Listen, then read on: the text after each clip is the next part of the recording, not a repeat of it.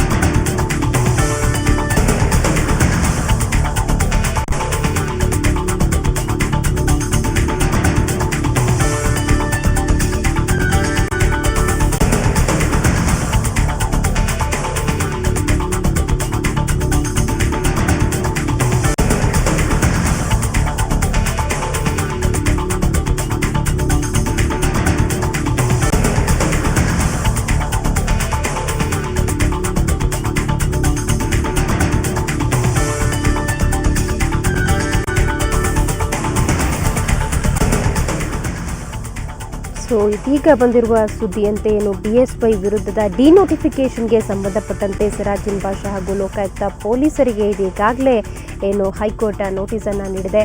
ಲೋಕಾಯುಕ್ತ ವಿಚಾರಣೆಗೆ ತಡೆ ಕೋರಿದ ಅರ್ಜಿ ವಿಚಾರಣೆಯ ಮುಂದೂಡಿಕೆ ಕೂಡ ಆಗಿದೆ. ಈ ಸಂಬಂಧ 26ಕ್ಕೆ ವಿಚಾರಣೆಯನ್ನ ಮುಂದೂಡಲಾಗಿದೆ. ಮಧ್ಯಂತರ ತಡೆಯಾಜ್ಞೆಯ ಬಗ್ಗೆ ಆಗಸ್ಟ್ 26ರಂದು ವಿಚಾರಣೆ ಕೂಡ ನಡೆಯುತ್ತೆ. ಒಟ್ಟಾರೆ ಬಿಎಸ್ವೈ ವಿರುದ್ಧದ ಡಿನೋಟಿಫಿಕೇಷನ್ಗೆ ಸಂಬಂಧಪಟ್ಟಂತೆ ಸಿರಾಜಿನ್ ಬಾಷಾ ಹಾಗೂ ಲೋಕಾಯುಕ್ತ ಪೊಲೀಸರಿಗೆ ಹೈಕೋರ್ಟ್ ನೋಟಿಸ್ ಅನ್ನು ನೀಡಿದೆ. ನೋಟಿಸಲ್ಲಿ ಏನಿದೆ ಅನ್ನೋದು ಸದ್ಯದ ಕುತೂಹಲ.